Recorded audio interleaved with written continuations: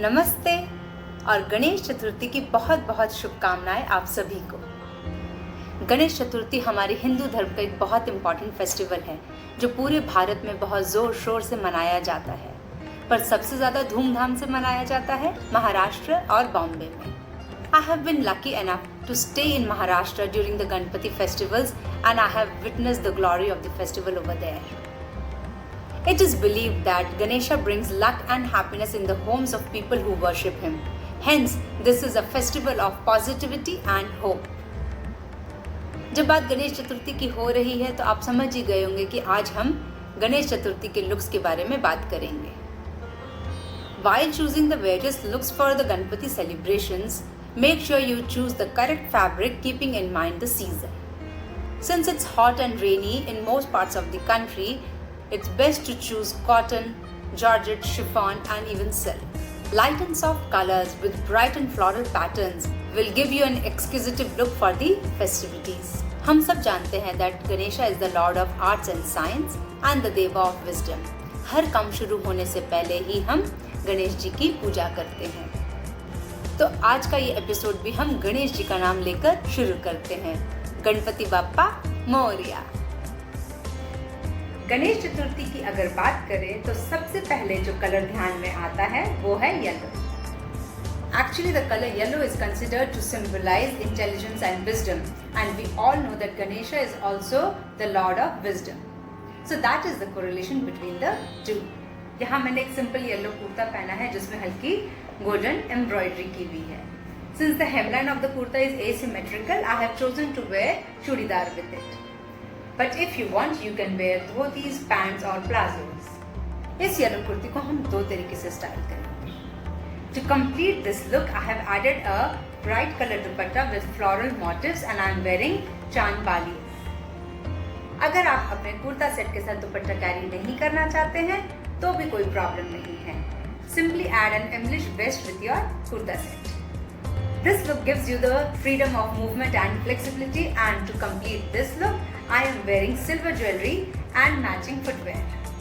Silver jewelries are in trend these days and they go with anything and everything. इस look को complete करने के लिए मैंने पहना है एक English vest जिसे मैं अपने वेस्टर्न वेयर के साथ भी पहनती हूँ। अगर आपके फ्रेंड की घर गणपति सेलिब्रेशन है और उन्होंने आपको इनवाइट किया है, then I think this look is perfect. अगर आप हेवी ड्रेसेस विद एम्ब्रॉयडरी और सीक्वेंस नहीं पहनना चाहते हैं, then best है that you wear a kurta with pants.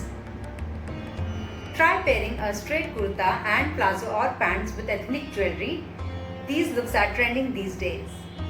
यहाँ मैंने पहना है एक printed kurta which has got गोटा पत्ती वर्क। इस लुक को कंप्लीट करने के लिए मैंने पहना है traditional jewellery and golden juttis. ये लुक परफेक्ट है वर्किंग वुमेन के लिए who can finish the puja in this festive wear and also can head to the office. Yet another yellow. क्या करूँ, येलो कलर मेरा भी फेवरेट है। हम सभी के पास बहुत सारे इंडियन सूट्स तो होते ही हैं। Today we will give a twist to our Indian suits. आज हम पहनेंगे अपने इंडियन सूट को as a dress. Here I am wearing my yellow suit as a dress, and to give shape to my body, I have tied a belt around my waist. I have kept the look very simple with no jewelry. ये chiffon floral kurta is so light and comfortable and gives a very feminine look. To complete the look, wear jutis or heels. Since the color is bright and shiny, you can wear it for your Ganpati festivities. अगर आपको time constraints हैं, because morning में बहुत सारा काम होता है और पूजा की तैयारियां भी होती है, then best is that you wear a maxi dress in cotton or silk. मैंने पहना है एक cotton maxi dress in a very light shade. इसमें मैंने ये बूटीज जो बहुत ही easily available है मार्केट में वो स्टिच करवाया है to give it a more festive look. This outfit is comfortable and easy to manage and roam around the house during the puja celebration. ये मेरे एक जैकेट ड्रेस का इनर है जो कि बहुत ही वर्सेटाइल है और मैं इसे डिफरेंट लुक्स के लिए यूज करती हूँ।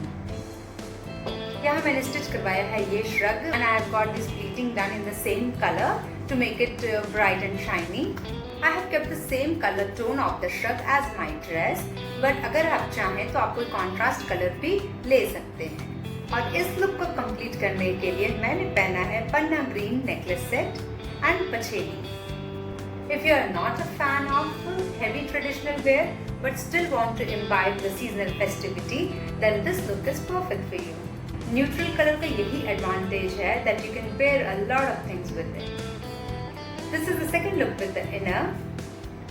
इस look को complete करने के लिए मैंने add किया है एक embroidered cape. I have designed this cape जिसमें मैंने रेशम और गोटा पट्टी use किया है. It has got nice jal and floral motifs. Again, the color of the cape is the same as of the dress. This entire look is so breathable and super comfortable. The addition of the cape over the dress just sets the mood right for the festival season. An Indian look is never complete without a sari. I have designed this chiffon sari with pearl work. ये colour light और soft है और बहुत ही refreshing look देता है. अपने साड़ी को एक न्यू लुक दीजिए by wearing a different blouse. To give a new look to my sari, I have stitched the traditional blouse and I've got a cotton printed blouse stitched with it. Since the weather is still hot outside, this cotton blouse helps me to stay cool and comfortable. Traditionally मैं इसके साथ pearl jewelry पहनती हूँ, but to give a new look this time, I'm wearing silver jewelry. Just by changing the blouse and the jewelry, I have given my sari a new avatar. Soft color saris paired with oxidized silver jewelry is a trend that is going strong this season. Wear this timeless attire with the gajra and bindi to rock you in style this festive season. These were the few looks which you can try for the Ganpati festivities. Remember to reuse, relove and restyle your existing pieces. I post every Sundays and please like, share and subscribe to my channel. Till then, bye-bye, take care and slay in style.